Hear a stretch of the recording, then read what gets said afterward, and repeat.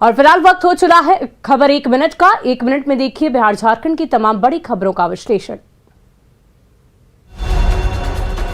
नए साल से पहले शराब तस्करों ने अपने तरीकों को बदला है। गाड़ियों से शराब तस्करी तो आम बात है, लेकिन अब ये तस्कर अपने शरीर में शराब छिपाकर तस्करी कर रहे हैं। सिवान के मैरवा में पुलिस ने ऐसे ही एक शराब तस्कर को गिरफ्तार किया है। सीमावर्ती इलाका धरनी छपार चेक पोस्ट के पास पुलिस ने एक ऐसे शराब तस्कर को गिरफ्तार किया है जो अपने शरीर में टेप चिपकाकर शराब की तस्करी कर रहा था। साथ ही इसके जैकेट से भी कई फ्रूटी शराब मिले हैं। माना यह जा रहा है कि न्यू ईयर पार्टी के लिए ये इलाके में शराब की सप्लाई कर रहा था, लेकिन पुलिस ने भी तस्कर के इरादों से पहले उसे जेल भेज दिया है। सिवान के कई इलाकों में शराब सप्लाई करने की इसकी योजना थी। बता दें कि एक तरफ मुख्यमंत्री नीतीश कुमार समाज सुधार अभियान में शराब के मामले में किसी को भी नहीं छोड़ने की बात कर रहे हैं, तो दूसरी तरफ पुलिस भी शराबबंदी कानून का सख्ती से पालन करवाने के लिए शराब तस्करों के खिलाफ ताबड़तोड़ कार्रवाई कर रही है।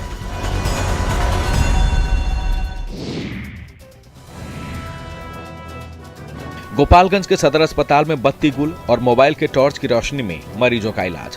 गोपालगंज सदर अस्पताल में ये कोई पहला मामला नहीं है जब इस तरह की लापरवाही यहां बरती गई हो। सदर अस्पताल में मोबाइल के टॉर्च की रोशनी में मरीजों का कई बार इलाज किया जा चुका है। कई बार इस लापरवाही पर सवाल भी उठे हैं, लेकिन हालात जस के तस। एक बार फिर अस्पताल में बिजली नहीं रहने की वजह से काकड़कुंड के एक मरीज को मोबाइल के टॉर्च की रोशनी जलाकर इंजेक्शन दिया गया।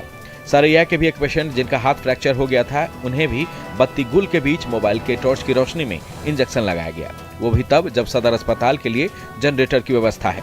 लेकिन इसे चलाए कौन? अस्पताल के डॉक्टर साहब तो बत्ती गुल में भी इंजेक्शन दे ही देते हैं। इस बार ये लापरवाही मौसम खराब होने की वजह से हुई है। डॉक्टरों का कहना है कि बिजली का तार टूट गया था, इसलिए बत्ती गुल हो गई थी। दरअसल सदर अस्पताल में बिजली की व्यवस्था अधिकांश तौर पर बाधित ही रहती है। इसके लिए अस्पताल में जनरेटर की व्यवस्था की गई है, लेकिन सारी चीजें जरूरत पड़ने पर फिसड्डी साबित हो जाती है।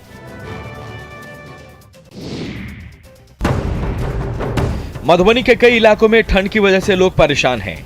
इन कपकपाती ठंड के बीच वैसे लोगों की परेशानियां और बढ़ जाती है जो बेसहारा है। ठिठुरते ठंड में ठौर की व्यवस्था नहीं है, खासकर वैसे लोग जो सड़क किनारे रहकर गुजर बसर करते हैं। ऐसे ही तमाम लोगों के लिए मधुबनी जिला प्रशासन की ओर से ठंड को देखते हुए बेहतर शुरुआत की गई है। शहर में पिछले साल ही 50 लाख रुपए की लागत से बनाए गए रैन बसेरा में इन तमाम लोगों के ठहरने की व्यवस्था की गई है। इस रैन बसेरा के कमरों में साफ सुथरा बेड, गर्म बिस्तर और रजाई की व्यवस्था की गई है।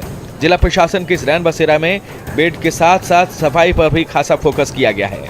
यानी इस ठंड के दौरान अगर आप शहर में फंसे हुए हैं, ठौर का ठिकाना नहीं है, तो बेझिझक इस रैन बसेरा में पहुंच जाएं। रहने से लेकर खाने पीने की व्यवस्था यहाँ की गई है।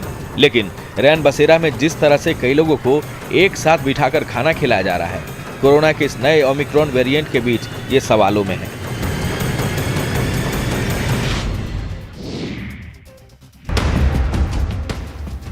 रात के अंधेरे में हर तरफ सन्नाटा पसरा है।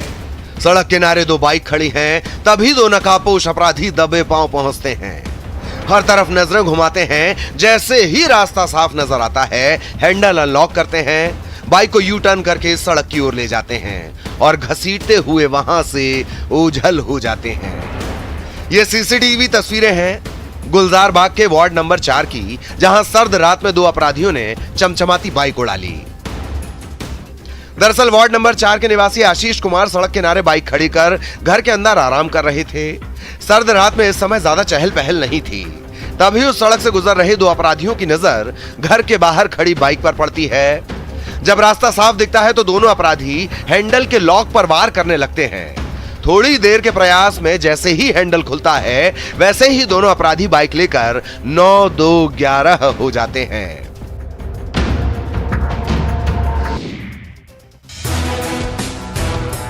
कोरोना काल में एनटीपीसी बुरी तरह प्रभावित हुआ था, लेकिन एनटीपीसी के लिए ये बुरा वक्त सबक की तरह रहा। एनटीपीसी ने बिजली उत्पादन के साथ साथ लोगों की मदद का भी संकल्प लिया और देखते ही देखते बाढ़ के एनटीपीसी के अस्पताल परिसर में ऑक्सीजन उत्पादन संयंत्र का निर्माण किया। 3 महीने में 1 करोड़ की लागत से इस ऑक्सीजन उत्पादन संयंत्र का निर्माण किया गया है। अस्पताल परिसर में पीएसए तकनीक पर रिकॉर्ड समय में एनटीपीसी ने ऑक्सीजन उत्पादन संयंत्र की शुरुआत की है। अब इस ऑक्सीजन उत्पादन संयंत्र में 1 घंटे के भीतर 8 से 10 जंबो टाइप ऑक्सीजन सिलेंडर को रिफिल किया जा सकता है। कोरोना की इस संभावित तीसरी लहर को देखते हुए एनटीपीसी की ये पहल राहत लेकर आई है। माना यह भी जा रहा है कि कोरोना के इस नए ओमिक्रॉन वेरिएंट में इस ऑक्सीजन उत्पादन संयंत्र के बन जाने से आसपास के लोगों को दिक्कतें नहीं होगी। आसपास के कई किलोमीटर में रहने वाले लोगों को ऑक्सीजन की दिक्कतें नहीं होगी। गोड्डा के घाट गम्हरिया पंचायत के अमडेहा गांव में लोगों को 1 साल से जल की आपूर्ति नहीं हो पा रही है। ग्रामीणों ने गांव के मुखिया पर जल की आपूर्ति के लिए लगे मोटर को अपने घर पर रखने का आरोप लगाया है।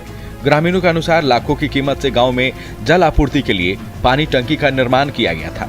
शुरुआत के 2-3 महीने तक वाटर सप्लाई तो हुई, लेकिन बाद में इसका मोटर खराब हो गया। मरम्मत के नाम पर गांव के मुखिया ने उसे खोलकर अपने घर में रख लिया, जिसके बाद से पानी की आपूर्ति ठप है। खराब तो साल भर से पड़ा है। अच्छा, कितना दिन लगभग पानी पिए इस जल मीनार का? 3 महीना। 3 महीना। उसके बाद क्या हुआ? उसके बाद तो खराब हो गया। मोटर में क्या साहब आए, बोला मोटर खराब है, खोल के ले गए। तो फिर कितना दिन पहले मोटर ले गए? यही साल भर हो गया। साल भर पहले।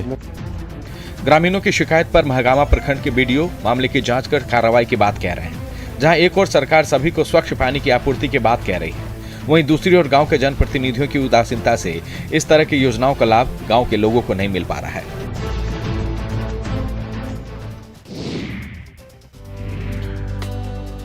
दुमका के मसानजोर में नए साल को लेकर पर्यटकों की भीड़ जुटने लगी है। नए साल के मौके पर जश्न मनाने के लिए पड़ोसी राज्य बिहार, बंगाल से बड़ी संख्या में सैलानी पहुंच रहे हैं।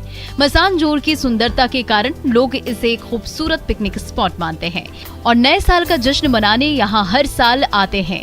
पर्यटक यहां मयूराक्षी नदी में बोटिंग का भी आनंद लेते हैं। इस डैम का दूसरा नाम कनाडा डैम भी है, जिसकी खूबसूरती टूरिस्टों को अपनी ओर आकर्षित करती है।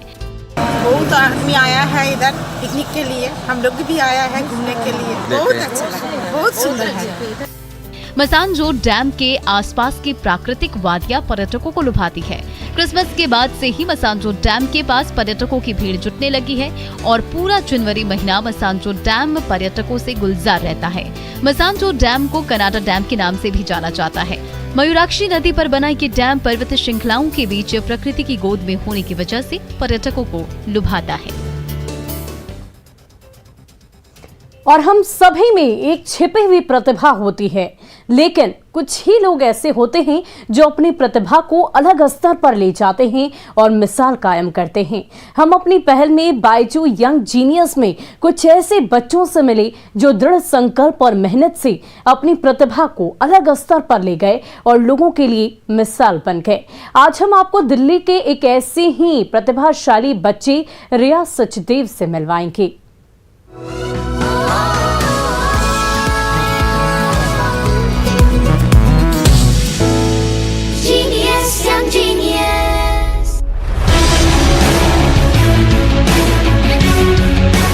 लॉन टेनिस में अंडर 14 कैटेगरी में नंबर 1 रिया सचदेव पीछे मुड़कर नहीं देखना चाहती। स्कूल में जब वो क्रिकेट खेलती थी तो खूब चौके छक्के मारती थी। ये देखकर उनके पिता ने उन्हें लॉन टेनिस की ओर मोड़ा, क्योंकि इस खेल में मजबूत कलाई की जरूरत होती है। फादर का हमेशा से था कि इंडिविजुअल स्पोर्ट में जाऊं, और इसके अंदर जब पहली बार टेनिस कोर्ट पे उतरी तभी से रैकेट कनेक्शन बहुत अच्छा था कि फील आती थी, हमेशा सेंटर से बॉल कनेक्ट होती थी, तो इससे लगता था कि ये स्पोर्ट बना ही मेरे लिए। रिया को आगे बढ़ने के लिए पैसों की जरूरत है। जगह जगह जाकर टेनिस खेलना काफी खर्चीला काम है।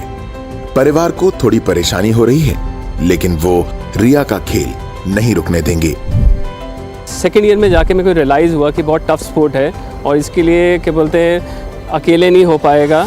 मैंने अपना सारा बिजनेस वगैरह जो भी था उसको वाइंड अप करना शुरू कर दिया एंड मैं टोटली ऑलमोस्ट रिटायर हो चुका हूँ इसके साथ। रिया अपनी मेहनत और लगन के बल पर 2021 में अंडर 14 कैटेगरी में ATF एशियन टूर्नामेंट में गर्ल्स डबल्स और सिंगल्स मुकाबलों की विजेता रही। ढाका में अंडर 12 कैटेगरी में ITF एशियन टेनिस टूर्नामेंट के लिए साल 2019-20 में हुए साउथ एशियन क्वालिफाइंग इवेंट में रिया गोल्ड जीतने वाली भारतीय टीम का हिस्सा रही। उन्हें टूर्नामेंट का बेस्ट प्लेयर घोषित किया गया। रिया अब तक कई अहम खिताब अपने नाम कर चुकी हैं। रिया को उनके उज्जवल भविष्य के लिए शुभकामनाएं।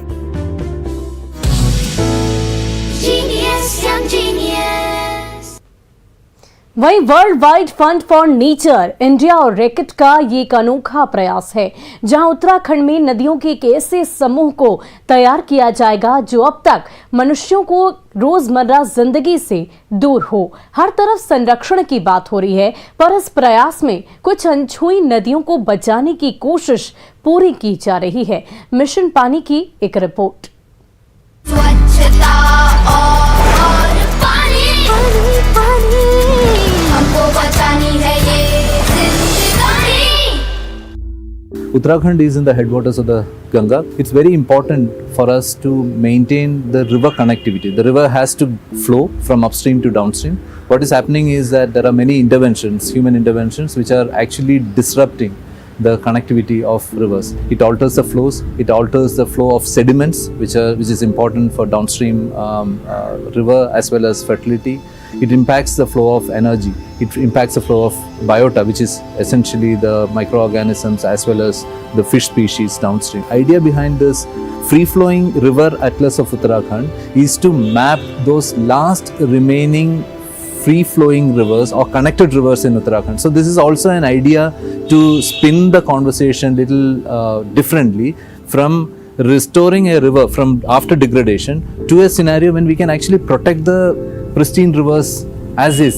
It is supported by RECIT in its Ganga program. The objective of the free-flowing river atlas mapping is twofold. One, identify those last remaining free-flowing rivers or connected rivers.